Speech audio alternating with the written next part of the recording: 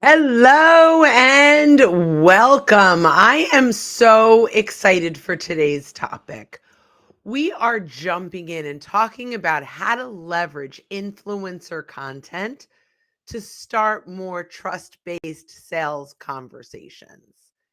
And I've got a whole list for you. So I am excited to get started. Now, let me talk for a moment about why I believe that this is such an important topic. I think that uh, influencer content and influencers themselves are attracting a lot of the people that we want to have conversations with. But sometimes it's really hard to identify exactly what we can do to start trust based conversations without being salesy. And so we're going to go through a couple of things today around how to do that. Now, let's just talk about why to do that. These folks are magnets, right? They're people that are attracting people. When they post, when they have content out there, they are bringing in ultimately the kinds of people that we want to have conversations with. So let's picture an influencer as a speaker at a conference, right? And so maybe it's the keynote speaker. You're outside the ballroom to go in and you're talking with all the people that are also here to hear that influencer talk. You have some small talk in the beginning, right? You start to engage with them. So the people that are commenting on the influencer content are the people in the audience. And those are the people that we want to network with. Absolutely. We're going to talk about how to build deeper relationships with the influencers. But I want you to keep in mind the goal really is to attract, teach, and engage their followers. Now, I also want to have sort of a side note. We do not want to start doing this to poach our competitors' audience, right? See, be very mindful that if you are going up, against, although I believe high tide rises all boats, but don't hop into someone that is a direct competitor and start poaching people. I'm talking about industry influencers that are not necessarily a competitor. So let's start with number one. And I'm going to actually put my little tickler up here. But number one, identify relevant issues. This is absolutely where we need to start. There are lots of influencers.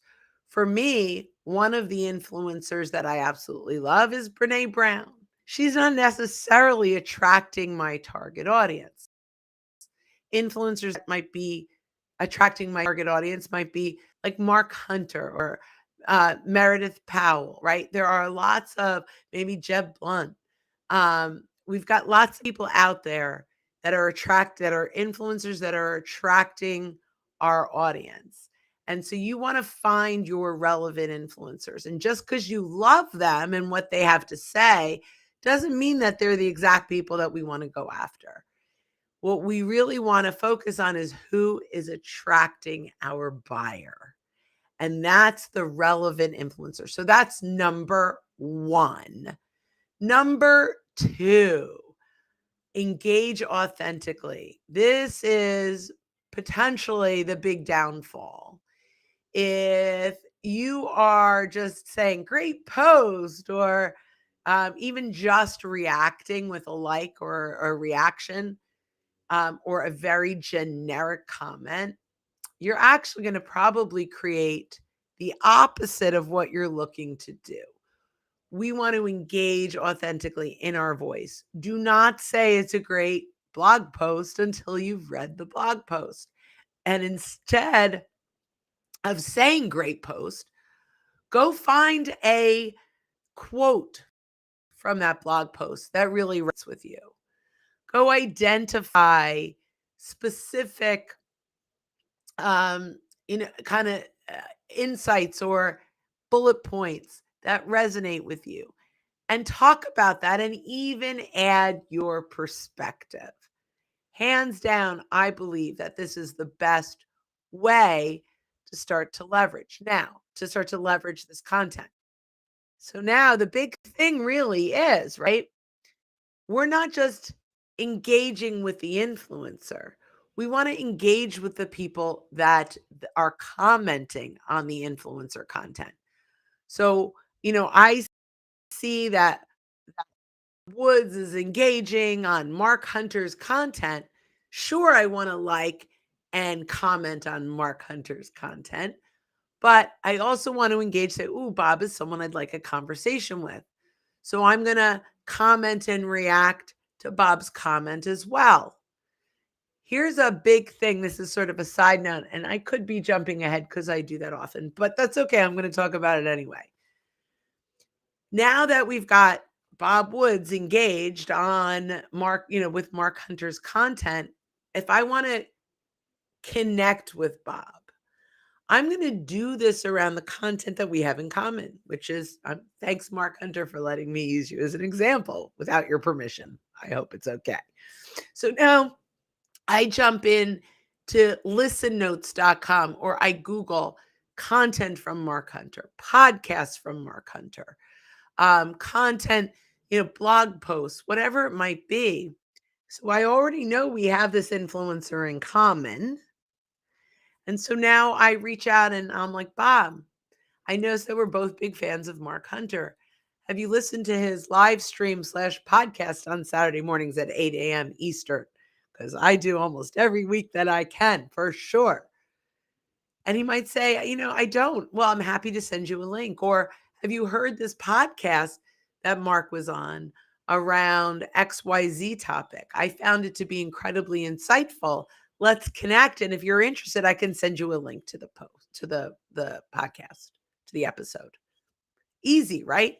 So now we're connecting around the keynote, right? We're chatting. What else have you listened to?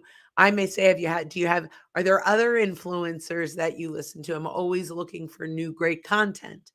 So we start a conversation. We're engaging authentically, and it will eventually become more of, potentially it might be, hey, I'm not sure if this is of interest to you, but I just published a blog post or a checklist or an ebook on this. If you're interested, let me know. I'll send you a link. And now I'm asking permission to send my stuff, but I've at this point built enough rapport where I've earned the right. And again, if you notice, I say, I'm asking permission. I'm not sure if this content is also of interest to you. But if I've picked the right influencer, by the way, that they will be interested in my content. And that's why number one, which is identify relevant influencers, is essential because there's a high likelihood that if you've done that job well and now you've engaged authentically, that they are interested in your resources. So number three, share influencer content. So now we've engaged, reshare that as your post, right? You tag the influencer, you're adding your perspective and insights to it. And this shows that you're actively engaged in the industry or in that particular category or topic. You don't have to do it with the exact same piece. You can look through their activity and share something that might even be a week old. If it's something that's from a couple months ago, sometimes I'll say, I may be late to the game, but I'm certainly glad I got here. I just found this amazing blog post or ebook, right? And I thought I'd share it. An influencer loves that you're revitalizing some old content. So you're actually probably more likely to get engagement if you grab something that's old, as long as you've acknowledged it. You called out the elephant in the room because they're thrilled that their content is still alive, right? We have these babies that we put out there and then they sort of disappear after a while. So if you can revive something like that, you really have an impact for the influencer, not just for you and your followers. The other thing that starts to happen is when you engage on their content, you're standing out. You're more likely, like you've shared their content, they see you as a top fan, right? And so they start to engage you more and more. If you think about, and I don't know about the folks here, but if you think about like a Facebook or Instagram influencer, they actually literally give you badges for top fans. And when they see you're coming on, they're engaging even more, right? And so we want to create this following of uh, for us, but we also want the influencer to see that we're a top fan, especially if it's someone that's smack dab in the middle of the industry, a non-competitive influencer. They will help to promote you if you do this on a consistent basis. And by the way, you don't need a ton. You could pick 5 to 7 influencers that are really attracting all the right people, and then build rapport and a center around those folks. Number 4, mention influencers in your content. Now I have posts here, but maybe you're quoting them in an ebook, or right now I have mentioned Mark Hunter 47 times, right? So like, it's not on purpose. Well, no, it is on purpose, but I mean, it wasn't to do number 4.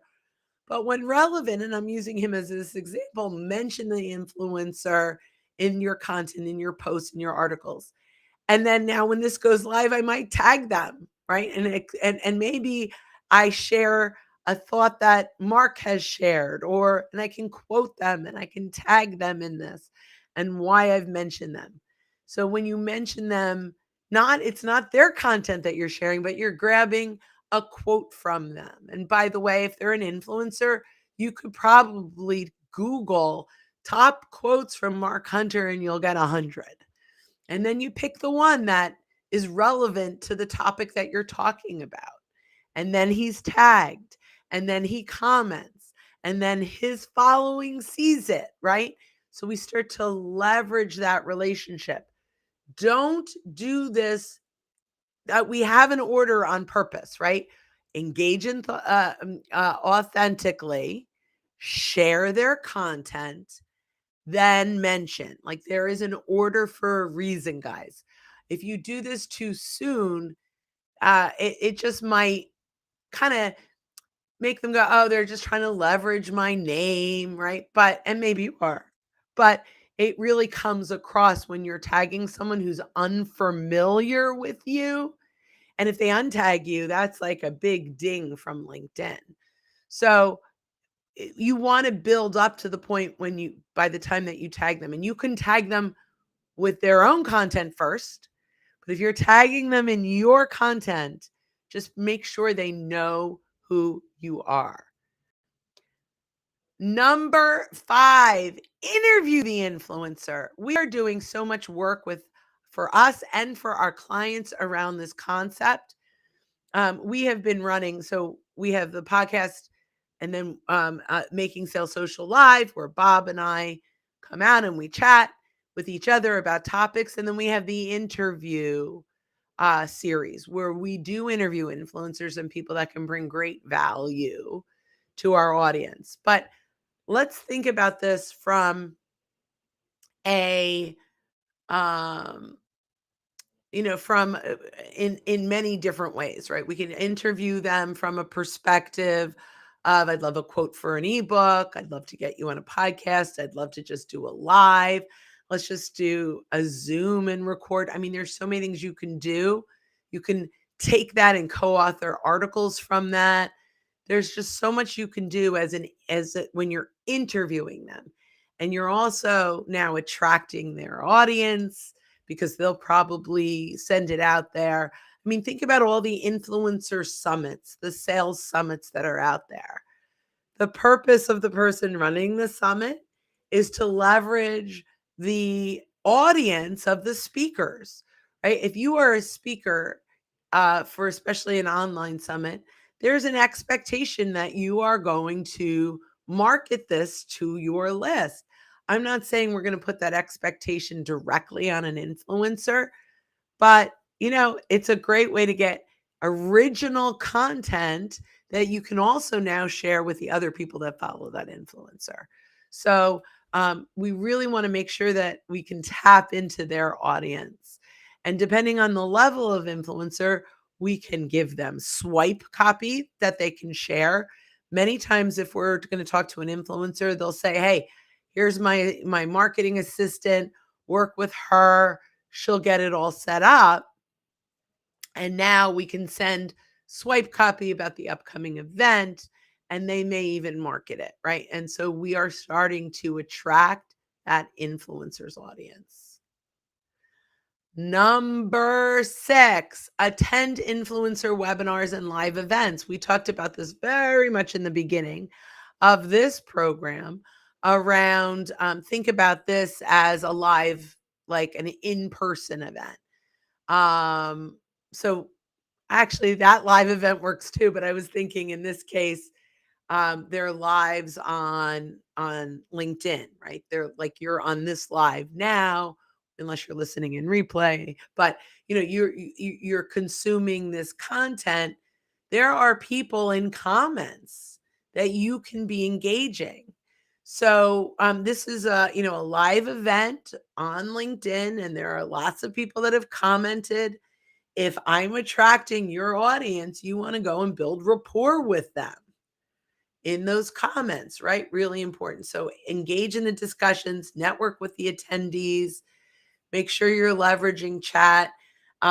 Don't necessarily start with hello from West Orange, New Jersey, right? But maybe you start to, in the beginning, even if there's like some networking time in the beginning, you may say, "Hey, I'm really excited to hear Mark Hunter speak.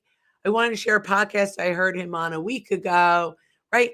So you're talking about the speaker, you're talking about the event. It's not just, "Hey, I'm calling in from," but you're adding value to the discussion. And last but not least, leverage influencer content and outreach. So now I've got this content, I interviewed them, we've got them in an ebook. We can use this in outreach, right? We can actually search our connections for the people that follow that influencer, our first degree connections. And it's a great opportunity to reach out, whether it's the live event or the invitation pre-event, if it's an ebook or something. Regardless, it's like, "Hey, I see we both follow Mark Hunter. I recently interviewed him. If you're in, these are the things we talked about. If you're interested, let me know. I'm happy to send over a link to the replay or the ebook or whatever that is," right? So that's really a great way to engage. And even later on, instead of sending a podcast he was on with someone else, you can send them the interview that you did. So I want you to start really, we've gone through a lot of things here. I want you to start really thinking about who are the influencers in your world, in your industry, in the industry, really the surrounding industries. Mark does excellent sales training and coaching, right? But he doesn't do LinkedIn. And I don't do the sales training and coaching. So we attract the same people, but we're not competing in any way. In fact, we've referred business back and forth. So, those are the influencers I want you to start to engage with. Go find them, ring their bell, go to LinkedIn. If you have Sales Navigator, you can save them as a lead, but go into the free LinkedIn. If you're connected, the bell will be there. It'll be white, turn it gray. That's the first thing. The second thing is if you're not connected, you can follow them and the little bell will show up. Now, whenever they share content, it's going to come into your notification. So you don't have to go hunting all the time for new content from your influencers. Guys, I hope you found value in this. If you are a banker, please join our themodernbanker.com/public library for lots more content like this. If you are anything but a banker, visit socialsaleslink.com/library. Both of these have a ton of content that can help you leverage LinkedIn better. I'd love to hear in the comments of this live your big takeaways. Thanks so much for joining us.